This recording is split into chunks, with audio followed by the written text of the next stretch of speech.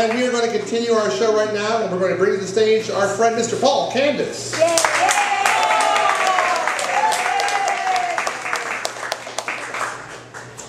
Last week, I told a story about working full-time as a telemarketer. And then someone came up to me after the story and said, I want to hear more about the telemarketing experience. Well, my people have spoken, right? It's my audience, right? So I had an acting teacher many years ago who said, your audience is never wrong. And I also have a YouTube audience now. Deborah at my church said to me one day after services, because she's never been here, of course, but she's seen my videos, thanks to Tony and Beverly making that happen. She said, those people really like you. Like, it's a question mark in there. Like, anyway, but I don't know if they like me every night. But anyway, and my sister loves Beverly. You know, she's never been to, she's from St. Louis, in St. Louis, and she's never been to LA, but she said, Beverly's a hoot. So you're bigger than my stories, it seems like. And that's okay, too. So, this story tonight I'm going to dedicate to Lila, because she wanted to hear more about the telemarketing experience. So that, Lila, wherever you are, Lila. Anyway, I did some telemarketing for a couple of years at Nielsen doing movie surveys. This was a different type of telemarketing I did for a month. I was working for a place called Copper Foundation, and they were giving away free estimates for Copper Foundation, for your foundation. You know, to see if you are bolted properly and all that type of thing. So at Nielsen, I pretty much dressed like a bum. This time I wanted to do something different. So I decided to dress for success. Remember that book in the 70s? I was going to do that.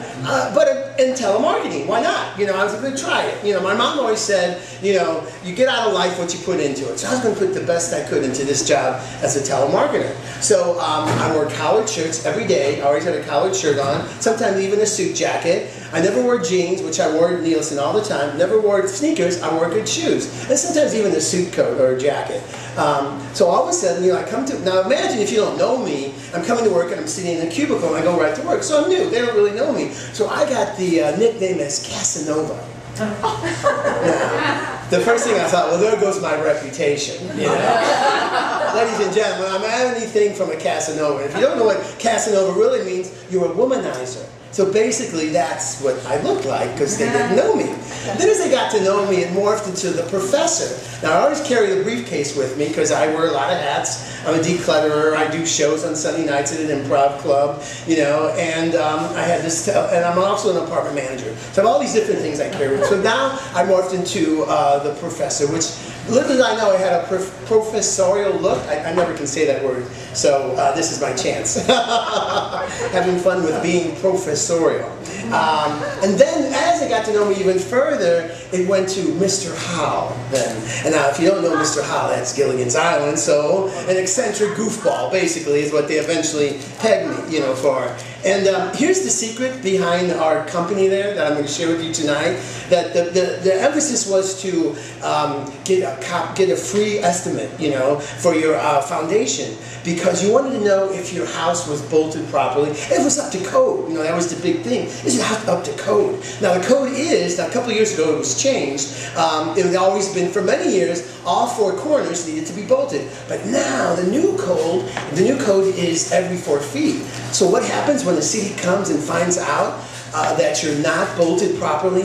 Nothing happens.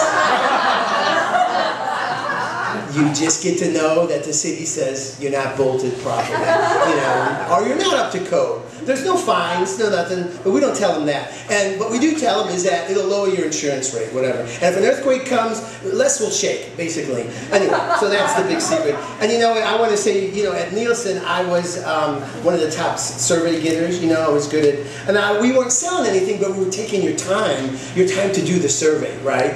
But here, you had to sell things. Now, I got leads that were supposed to work into sales. And some days I didn't get any leads, and the leads I got never really went to the sale.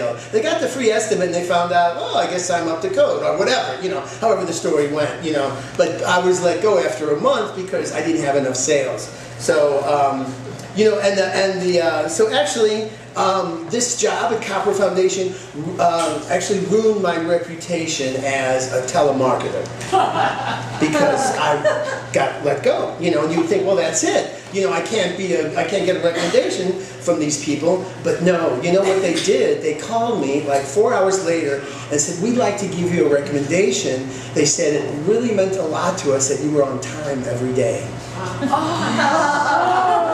I talked to some friends and go, well, you've only been there a month. I don't know how this is going to look. But I thought, I want to see this recommendation. I want to see what it looks like. It'll be fun. So I said, yeah, okay, send it on, you know, basically. And, you know, once again, it goes back to what my mom said. You get out of life what you put into it. Because maybe I dressed up every day and was on time. I put most into it. I'm going to give her a recommendation. And I got a couple of stories out of it at the story salon that were kind of interesting, I guess. Thank you, ladies and gentlemen.